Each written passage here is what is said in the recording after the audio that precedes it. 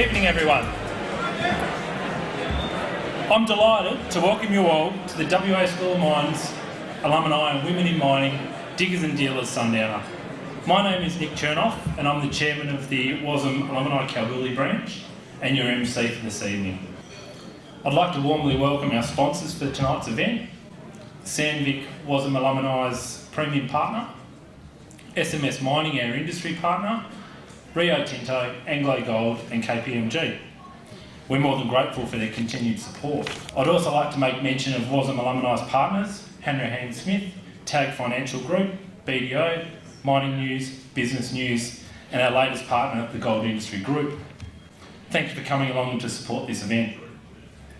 I'd like to welcome the following people who have made time to attend this important event.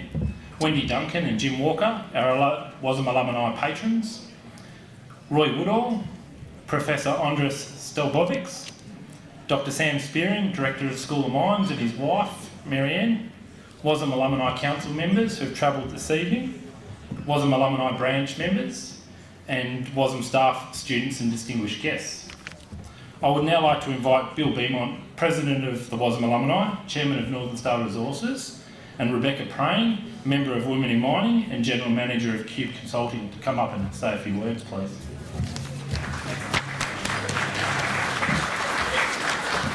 I reckon I'm Benjamin Button. I'm looking younger.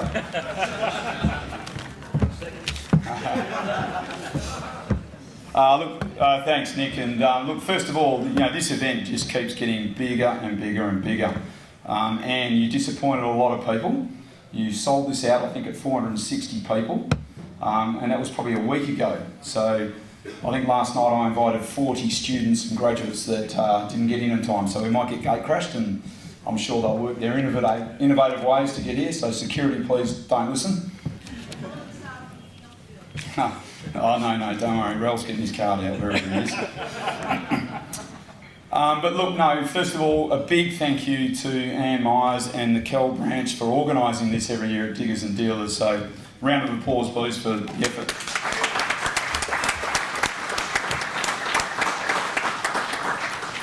So I have the pleasure of announcing at the Sundowner tonight the Gold Industry Group's new diversity scholarship with the WASM alumni. And their first recipient is Sarah Arnoldi, and she's an honours geological student.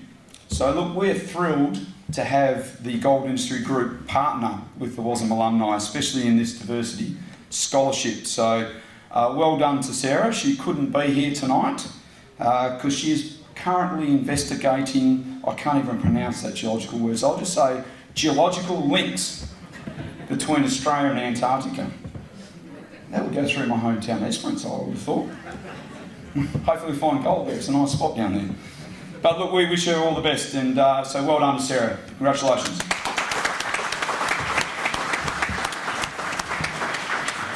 So look, I thought it's a bit fitting that I just give a quick little update on what the alumni has been doing behind the scenes, apart from obviously getting more and more professional each year and providing more and more and better services to all our alumni and associate alumni. But we've been doing a fair bit of work behind the scenes, especially on the WASM funding side of things. Obviously, setting up Kalgoorlie has been a big focus. Everyone that went through here knows how important the DNA of studying through Kalgoorlie is. And it's not just the tertiary education side, it's really the social side, the networks you create, seeing people get up at 5 a.m. when you're coming back from Sylvester's in high vis and that culture that goes with that. It is a work hard, play hard culture, but that is mining, and I think this place is very unique and needs to be preserved and built on. So we spent a lot of time last 12 months trying to get all stakeholders aligned in that vision of Kalgoorlie being this global centre of excellence for mining education, research and training, which we still think is critical. So we did try a fair bit of work behind the scenes with a lot of politicians at election time, and we did have one side of the party that supported with some interesting sort of benefits on the other side for them. But look, it was fair to say it had bipartisan support, but as we know, budgets are very tight. So look, an update on that funding is I went and saw the Premier last week and said that my company Northern Star wants to invest very heavily in Kalgoorlie for our own sort of causes and where we think we're going to go. So we announced a $50 million pledge of setting Kalgoorlie up, to basically bolster our skill sets of underground mining and underground geology and everything that goes with that. We think Western Australia and Australia's got a natural edge in underground mining that can be global, and Northern Star wants to be a partner in that. So we said we'd invest 50 mil over 10 years in training, apprenticeships, local content, local manufacturing. There's a few Caterpillar people in here. If you don't build electric loaders and trucks in the next 5 years, we will do it.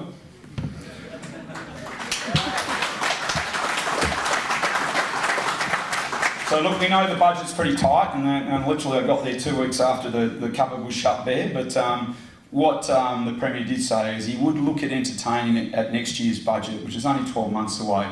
And our pitch has always been, we want 100 mil here for the School of Mines to do what we need to do, and that's over a 5-year period. So it's only $20 million a year, and we've proposed it out of royalties for regions.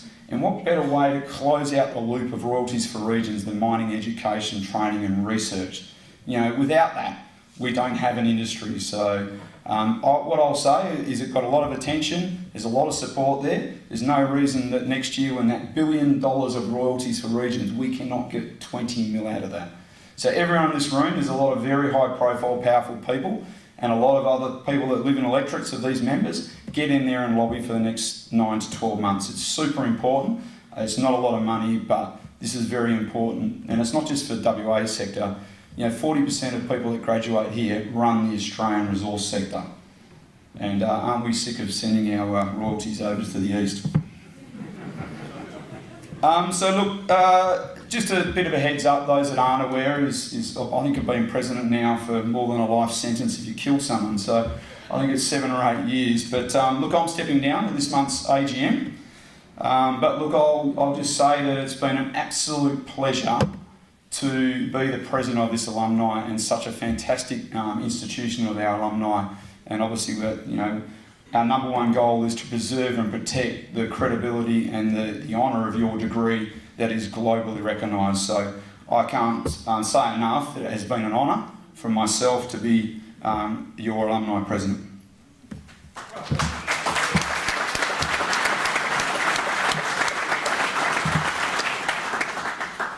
So look, I'll sort of leave with that. I think I did mention Rel's going to get that credit card. I can see there now, Rel. So look, hopefully that when the elections come up, it would be fantastic if the normal tradition is a vice president steps up, and I think that is you, Rel, isn't it? But look, you would definitely get my vote as president if, especially if Saracen, sort of chipped in $25 million to Kalgoorlie. And I'm not talking $25, I'm talking 25 mil, Rel. So after your reserve update last week, I'm sure that Saracen can afford to do what we've just done. Thank you very much.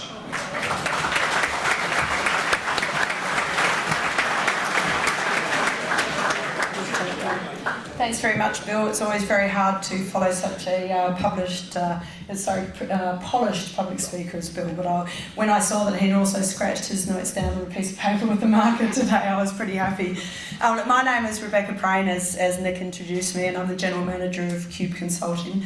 I'm speaking on behalf of Sabina Shug tonight, who couldn't be here as she's pretty sick, but I'm sparing us all having her up here telling us how to pronounce her name. In support of the Women in Mining Sisterhood, she gave me precisely 2 bullet points to cover tonight, and I promise I'm then off the stage after those 2 bullet points. Next week for Women in Mining, we're holding our annual summit, which is an event that's so popular now that we sold out in less than a week. And we've just moved from the Hyatt, where our maximum was 550, to the new Crown Towers, where I think we've got about 800 people coming to see some really illustrious speakers. So we really have a great lineup this year, and look, if you're not aware of the case for women in mining and for increasing diversity in your organisation, I'm sure I will tell you about that later tonight. Men are very welcome at the Women in Mining seminar too, just as women are welcome here at Diggers and Dealers. Secondly, we recently celebrated our 10th semester of the Women in Mining mentoring program. I know there are actually quite a few mentors out here tonight, and I've seen a few, and there are a number of people that have been mentored in it, and I know I've got at least one lovely mentee here today. And any of these people that are mentors, and I know we'll hear from Mike Erickson soon, and tomorrow we'll hear from Andrea Maxey, the only woman on the program for Diggers this year. And they can speak to the success of this program in developing young women in the West Australian mining industry. It's something that's very close to my heart. So thank you very much for coming tonight, and on behalf of Women in Mining, I'd like you to enjoy your diggers and dealers responsibly, and I'll see you out. Thank you.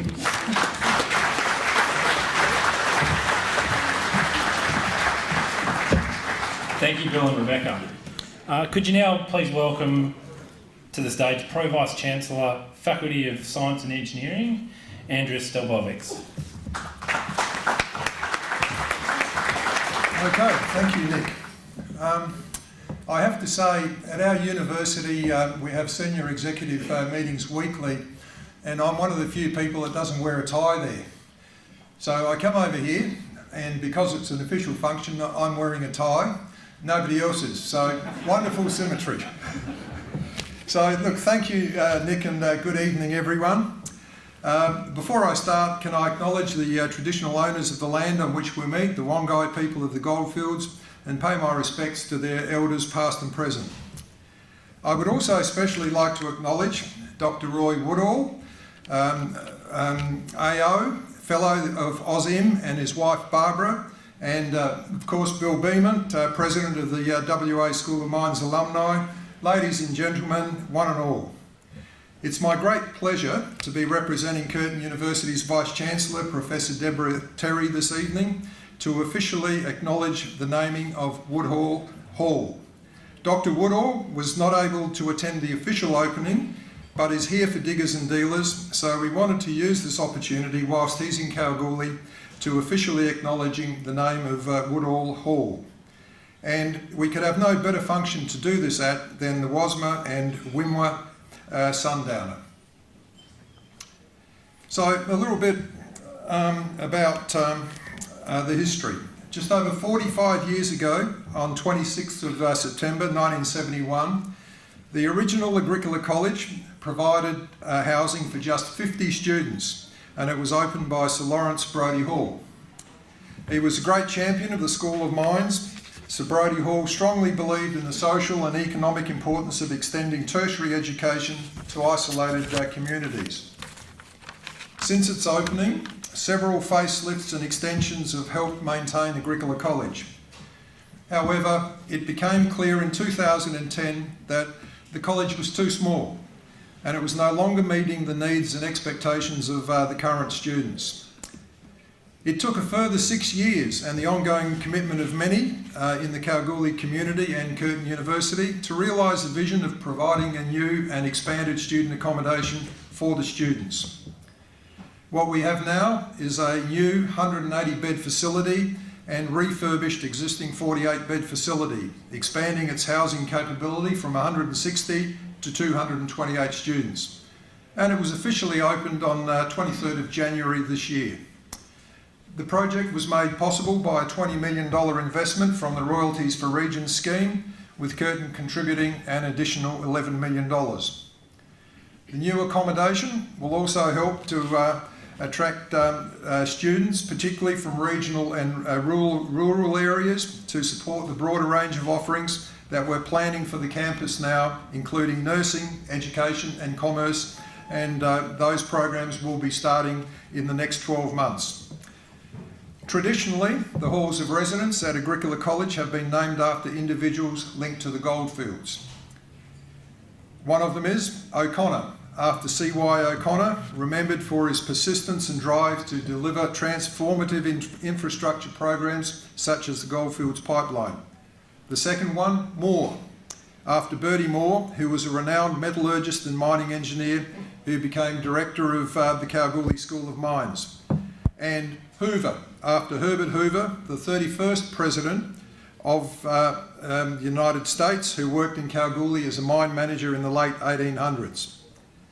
So continuing this tradition, it was agreed that the new hall in the refurbished college should be named Woodhall Hall. This is in recognition of Dr. Roy Woodall's outstanding commitment and distinguished service to the mining community of WA in the Goldfields region and beyond. Roy Woodall was born in Perth and is revered as one of, if not the most instrumental individual in the Australian resource sector. He has been a recipient to a catalogue of awards that have recognised his contributions not only to research but also to the economic, social and environmental benefit of Australia. He is the holder of some of the most prestigious awards in his field: Legend of Mining Award, Inaugural National Geoscience Champion Award and the Mawson Medal of the Australian Academy of Science, to name but a few. Along with these awards and distinctions, Roy has contributed to numerous advisory councils, committees and bodies over his career. These include the Australasian Institute of Mining and Metallurgy, the Geophysical Association of Australia, the Royal Society of Western Australia, as well as being a Fellow of the Australian Academy of Technological Science. His scientific approach to exploration has contributed to major mining discoveries in the goldfields of WA and Australia-wide. For example, the Kambalda nickel field in 1966, uranium at Yeelirrie in 1971, the Olympic copper-gold uranium deposits 1975, the St Ives goldfield 1980, the East Spar oil condensate field in 93, and he's contributed to many others. Now, even one of those would have been a lifetime's achievement for most of us, present company excluded. These discoveries have led to the creation of jobs, wealth, development and investment in these communities as well as Australia. I hope his extraordinary legacy will in turn inspire the students who reside in Woodhall. Thank you.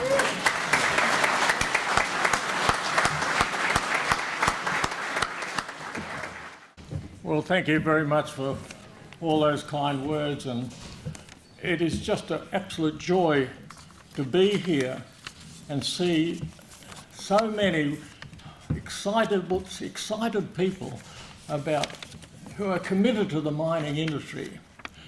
I should tell you a little bit of history.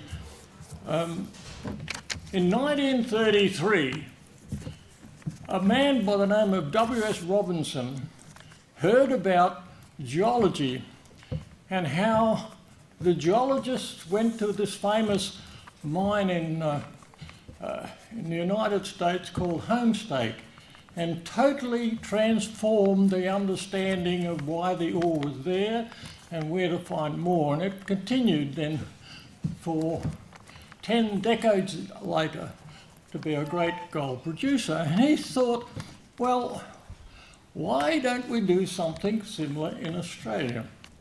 So he raised some money in London and he formed Western Mining Corporation to use the new sciences of geology, geophysics and geochemistry to find ore deposits that were beyond the capacity of prospectors. Now, Kalgoorlie was discovered, I think, about 1893, and I came here in 1953, and that's 60 years later. And I can tell you, Western Mining was a small, struggling company, despite 20 years of attempting to use science to help discover ore deposits. They had a small success at Norseman. They had a small success here at Kalgoorlie, but not much else. I came to them because I'd heard that they were interested in using science to find ore deposits. And I worked firstly as a student down at Coolgardie.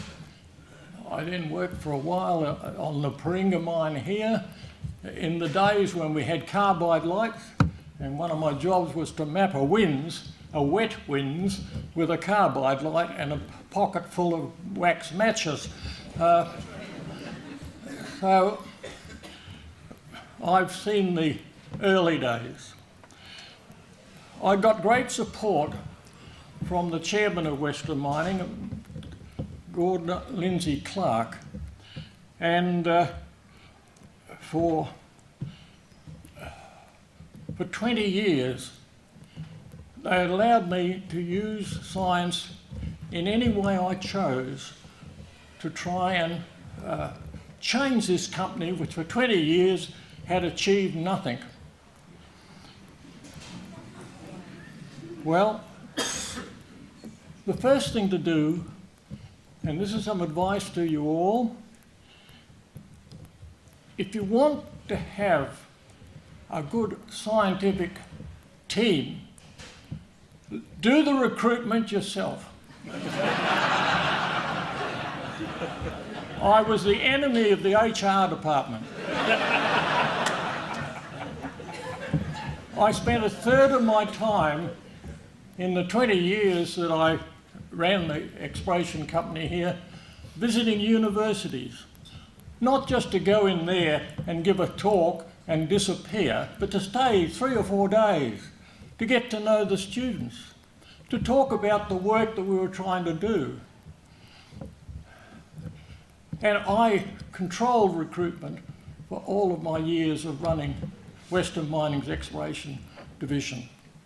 And we ended up with some of the world's best geophysicists, some of the world's best geochemists, and some of the world's best geologists. And they were not just men either. I got to know some very fine women going through university. And my first trial was to offer student education, you know, in their vacation. Well, that didn't turn out too well because the lady drove her Land Rover over the Broad Arrow railway line where there was no crossings. So the vehicle just sat on the railway line like this until we rescued her. Now, we had much better luck after that. Because I had good contacts through the universities, not just in Australia but overseas, I had a call from the professor at the University of Western Australia, and they said, look, we've got a very bright lady here by the name of Megan Clark, and she would like to become an explorer for minerals. So I met Megan and we gave her a job. My wife will correct me if I'm wrong, but I think she had her first baby here. I have a picture of her doing some mapping on the Kalgoorlie field here with the first baby in a papoose on her back. Megan went on to become the head of CSIRO. Another event, because I visited, amongst other places, the University of California, where I had the pleasure of spending 2 years, I had a call from Professor Brimhall. He said, Roy, and this is the advantage, I knew these people by first names. He said, Roy, I've got my best PhD student is just graduating. You should recruit her. I said, right, she's got a job. Her name is Kathy Eric. She's been at Olympic Dam now for must be 20 years. She's a world expert on one of the most exciting, huge ore systems ever created. She's transformed the link between geologists, mineralogists and metallurgists. Just 2 examples of very fine women that I recruited. I recruited, of course, many fine men, and that's the reason we were successful. When I came here in 1953, this ore system here had been known for 60 years, and there was no map of the stratigraphy.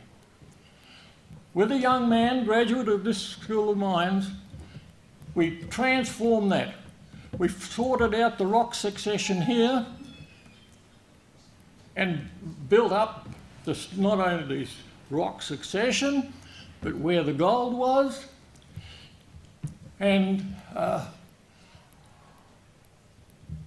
that was the impetus for a lot of exploration.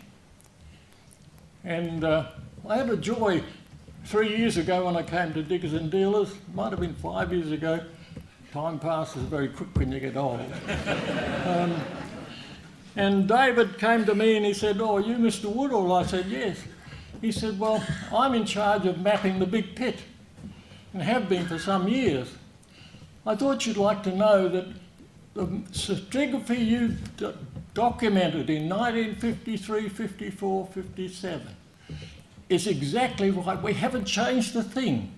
The only thing you missed was a tiny shale horizon, which happened to be the source of one of the richest ore shoots on the Golden Mile."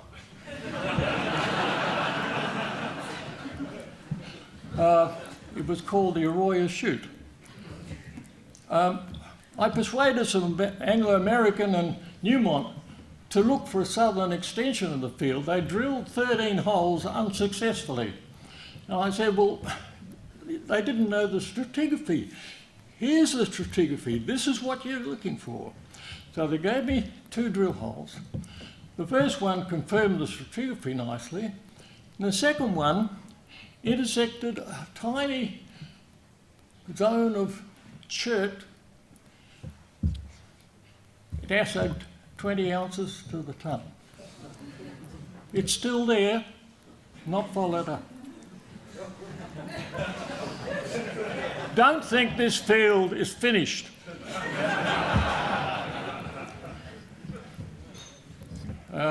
David is now running exploration for goldfields, and he's just so excited. And I shouldn't tell you company secrets, but there is just so much potential here. Now we know the geology, we've got the geophysics, we've got the geochemistry, we've got the excitement, we've got the money. Calgary will be here many, many decades from now. A transforming event in my life was the discovery of Kambalda. I came back from Berkeley University convinced that there had to be base metals here. It just couldn't be an Archean craton that just was gold rich. And a prospector brought in some ironstone. Well, you don't have to wander out in the bush too long before you find bits of ironstone. I was told it had some nickel in it, but uneconomic. I sent it off for spectrographic analysis, and it came back anomalous in tellurium, anomalous in silver, anomalous in molybdenum, a little bit of copper, and nickel. And I looked up a famous textbook of Goldschmidt's on geochemistry and looked it up. And every one of those trace elements indicated that this has derived from sulfides from a basic magmatic source, either a dolerite or an ultramafic. And I said to the company, this bit of ironstone has got to be derived from iron sulfides, rich in nickel. Newmont was in the town. They wanted to farm and join up Western Mining in exploration because we were the only company exploring here. Anglo-American came along too. I showed them the outcrop and they said, "Look, Roy, don't get excited, young man. No one's ever found nickel sulfides in Archean rocks. It's only a tiny little outcrop." Well, Western Mining trusted me and they gave me 5 drill holes. The chief geologist was very annoyed. He thought that he had better prospects. We put the first drill hole down and we were looking for the base of this ultramafic. And we went through the base and it was barren. Fortunately, I'd recruited a smart young man who'd had experience at Sudbury in And he was told when he was a student there, if you're drilling for the Sudbury ore system at the contact, always drill another 100 metres on, just in case. He did that and he cut 8% nickel. Now, I had 5 holes. The 4th hole found nothing. The 5th hole found nothing. The 6th hole found nothing. I drilled 4 barren holes. And remember, people didn't believe there was any nickel in the RTN. How close we were never to discovering Kambalda. And Kambalda transformed Western mining from a company that had been for 20 years trying to use science and had found nothing. And I remember this School of Mines here with Hobby Hobson battling for survival. The discovery of that nickel there, once we showed prospectors and others what you had to look for, they found it all over the Archean. It's been at least a $50 billion industry that had been neglected. They're the exciting things that we can get involved in if we use science properly for exploration. And the key is recruitment. And recruitment of a scientist has to be done by a scientist. The recruitment of a geophysicist has to be done by a geophysicist. And that's, if you want to know the secret of Western mining's and tremendous success, that's it. Over a period, we found 78 economic ore deposits in 20 years. It includes 5 giants: the Kambalda nickel system, the St Ives system, Yaliri, the first ever uranium deposit ever found in Salt Lake environments. And then we found the Olympic Dam ore deposit, the biggest single mineralised system ever found in the world, rich in copper, gold. And it was under 300 metres of barren rock and was found by scientific detection. And that ore body will be mined, still being mined in 200 years' time.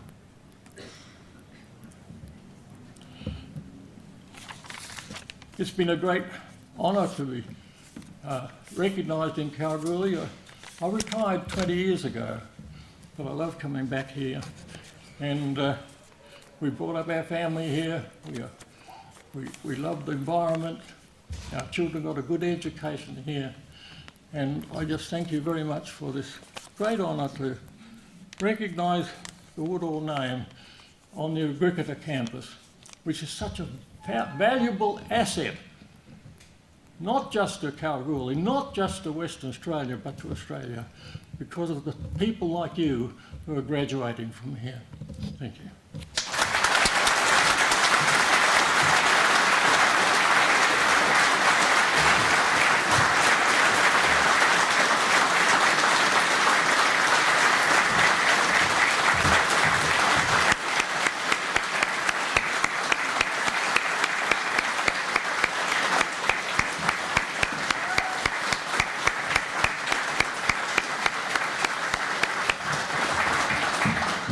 Thank you very much, Roy and Andrews. As with tonight's events, the alumni networking events are free for all of our members and ticketed events are heavily subsidised. Our sponsors make all of this possible. Please give a big applause to Sandvik, SMS Mining, KPMG, Anglo Gold, Rio Tinto, who'll all give us a couple of minute address and then we'll be wrapped up for the evening. Please come forward, guys.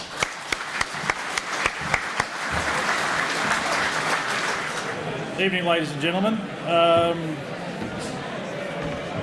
I've got the slightly challenging task of actually following such an esteemed industry professional. Okay, my name's Malcolm Campbell. I'm the business line manager for underground drills for Sandvik Mining and Rock Technology. And I just wanted to say, well, day 2, Diggers and Dealers, almost finished. Most people seem to have survived, but about 8 o'clock this morning, I think there was a few people who probably thought they weren't going to. So we'll kick on. Just wanted to cover off a few points and cover off on something associated with innovation, connectivity and risk. So I'll start with risk and I'll start at the end and work forward from risk. And I know that my well-being is at a high risk for standing between you guys and refreshments, so we'll keep going. So right now what we're seeing is the underground mining industry is actually at a tipping point, and we need to do something different to achieve the levels of efficiency that we require based on what our resources are currently doing. And it's not just new widgets and gadgets, although they're fun to play with, that we do, but it's the ability to understand what's happening and how we make decisions from that money and information that's there. We have historically in the underground mining environment lagged behind other industries and particularly surface mining with regards to looking at how do we actually implement technology. And this is leading to the requirement for connectivity and digitalisation for underground mining, and it's an exciting time to enter the industry from a professional perspective. So whilst connectivity is actually essential, it's also challenged by a cultural mindset within our organisation and our industry as far as, well, hang on, we want to be first to be second. We'll get someone else to try and iron out the bugs and then we'll come in and take the cream off the crop. But it is starting to change. We're seeing people actually step up to the plate and want to implement new things and try and push the boundaries. But it takes time and there's going to be bumps along the way. It's always going to be a challenge. Something we need to take into consideration particularly is that all of the systems, connectivity, digitalisation, automation is not going to replace knowledge and the correct application of knowledge. The fundamentals still apply, and that's what you guys learn here, also by talking with people who have vast industry experience as to what have they done and how has it worked. But bad design, poor execution of the plan is not going to be magically transformed by the application of technology and automation. Fresh eyes and new ideas and approaches are always essential for the future of mining. So how do we actually do that? And that's pretty much all I'm going to talk about. There's just one thing I will actually close with. Connectivity actually has to do with networking. That's part of what tonight's about. But it's also part of what's actually happening in October this year, which is the Underground Operators Conference. And that's all about seizing the opportunity and utilisation of innovation. So if you haven't registered, remove your digit from your date and register and get there. Thank you.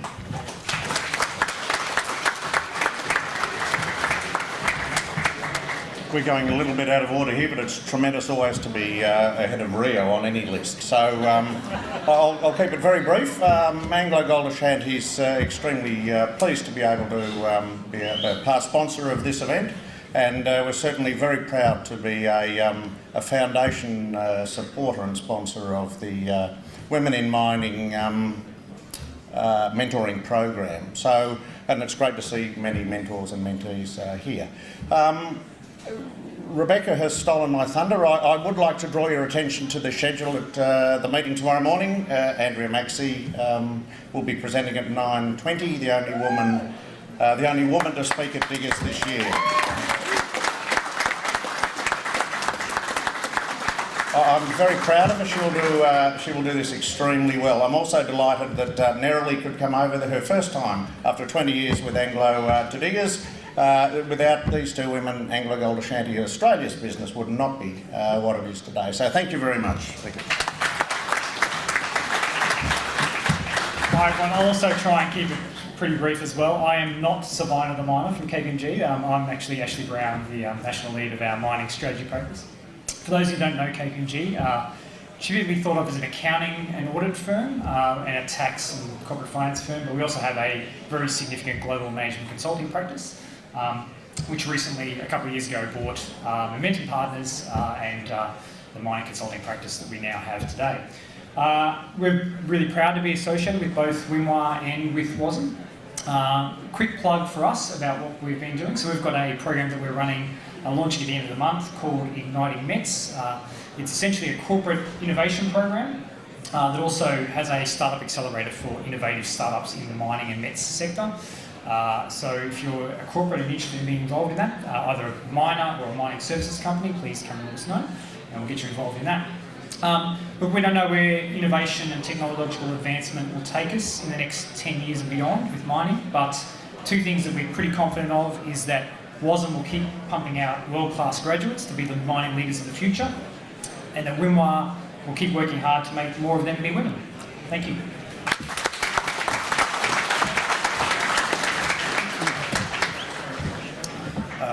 I'm John Kilroy, the Director of Exploration for Rio Tinto. Firstly, I'd just like to thank Roy Woodall for the fantastic and inspiring talk that he gave, and certainly makes one proud to be part of the industry, so thank you very much.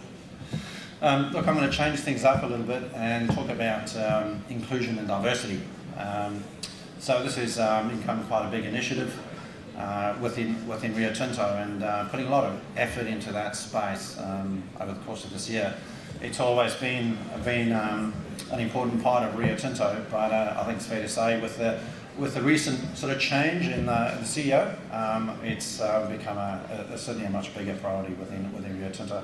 So inclusion and diversity starts at the top in Rio, and the executive committee within Rio Tinto actually sets the direction, the goals, and measures progress. So as a senior manager within Rio Tinto, I have objectives that I need to meet on an annual basis, and that applies to most people. And most people think about inclusion and diversity in different ways, but we think of it as certainly gender, but also cultural diversity. And Rio Tinto, has a workforce of about 50,000 people, and a pretty diverse workforce at that. And a lot of vast array of different cultures. And our view is that that's one of the key strengths that we have in Rio Tinto. Different skills, different knowledge bases, different perspectives, and if you harness that in the right way and pull that together, it certainly provides you with different options, better quality options, different solutions, and also a different decisions base, different ways of making very important decisions over the longer term in Rio Tinto. So at a group level in Rio Tinto, the key things we're focusing on with respect to inclusion and diversity are, the main one is women in the workforce. So we've had a 2% increase in the number of women joining the Rio Tinto workforce year on year over the past few years, and currently that's at 20%. It doesn't sound like a lot, but 20% of our women comprise senior management roles in Rio Tinto. At the executive level, that's 27%. Clearly that's not enough, and to address that, we're really targeting graduate intake. And in 2016, 46% of all our graduates that we recruited into Rio Tinto were women, and looking to increase that.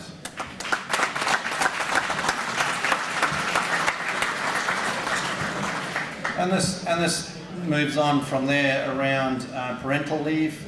Parental leave within Rio Tinto is currently 16 weeks, and we're actually in the process of looking at improving that. Flexible work arrangements, and all the things that go hand in hand with that. Are issues that we're really trying to address in the organisation. We're also part of the White Ribbon Australia, and for those who don't know, White Ribbon is all about domestic and family violence, which is pretty pervasive in Australia and more globally, and we're pretty close to being a accredited White Ribbon company, which we'll be pretty proud of. At a business level, and I'm part of the Rio Tinto Exploration Group, I'm a Director of Exploration, we've actually recently undertaken an inclusion and diversity survey, huge response, 70% response rate to that survey, a couple of areas identified, and we're now in the process of actually putting together working groups comprising different cultures and looking at ways of actually addressing those key gaps. So as opposed to greybeards like myself, management sitting down and trying to find solutions to issues within the organisation, we're actually empowering people within the organisation to think about these issues and come up with solutions and actions that mean the most to them. So I'll keep it at that. So look, it's a big initiative, a big drive within Rio Tinto, and we're pretty proud of the work we're doing. So thank you very much.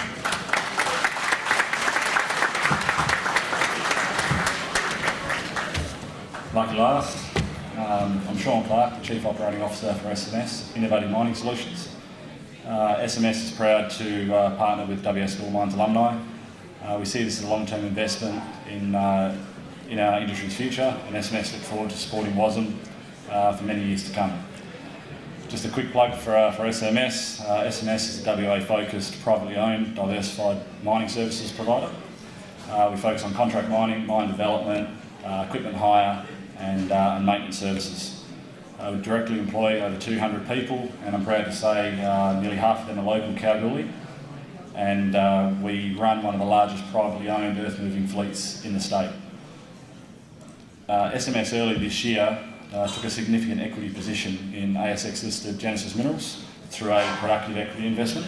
So basically we conducted the mining, upfront development, and we converted that into a significant stake in their company. So we're able to get a junior miner or junior explorer into production, and both of us won out of it. So it's a significant pathway, new pathway for our business, and Genesis Minerals is now looking at their next step. Kalgoorlie and the wider Goldfields communities are the foundations of SMS. With a significant and growing presence in the Goldfields region of WA, SMS late in 2016 put our roots down here, and we put about $4 million into a big facility in West Cal, and pretty much signalling our intent to not only our employees but our clients. So it's a significant step. I welcome all of you to attend that during the week. We all have, my focus would be on labour at this point, so we all have many challenges in our respective operations, but I think that we would all agree that one of the largest challenges facing all of us at the moment is that of labour. And I'm not just talking about skilled or qualified graduates, tradespeople, it's that of even green people wanting to enter our industry now. We've seen a significant decline in it. People are not that confident to come in with no skill set. A lot of us have been focused on the skilled level. We're all fishing in the same pond, and with increased industry activity across Australia, it's paramount we all understand the need to continue and increase our commitment towards supporting education and training initiatives, including entry-level trainee and graduate programs and apprenticeship opportunities. This will not only provide us with a high-performance, innovative and stable workforce, but set our industry up for a bright and sustainable future. Just a quick mention, a recent top draft pick out of WASM, well worth mentioning, is out of Josh Conley, who graduated as mining engineer in 2016. After some time underground, he's now busy working up at our Kalis open pit gold project, and he's really kicking some goals. So he's working alongside SMS and Saracen Minerals, and he's doing a fantastic job. So he's a product of WASM, and we're proud to have him on board. So won't take up any more of your time, get back to your drinks. Have a good time. See you all next year, and a big round of applause for all of our sponsors, please. Cheers.